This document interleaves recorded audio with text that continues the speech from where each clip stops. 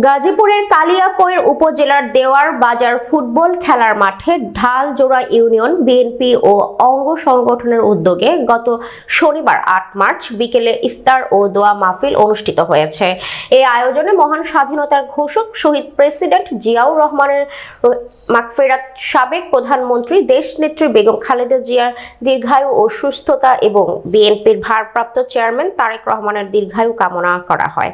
অনুষ্ঠানের প্রধান অতিথি হিসেবে উপস্থিত ছিলেন গাজীপুর জেলা বিএনপির সদস্য সচিব ডক্টর ব্যারিস্টার চৌধুরী ইশরাক আহমেদ সিদ্দিকী।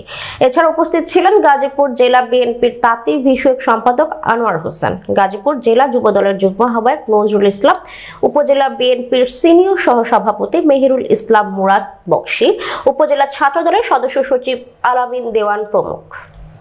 তার পরিবার থেকে যত মানুষ অন্ধকারে কবরে চলে যায়,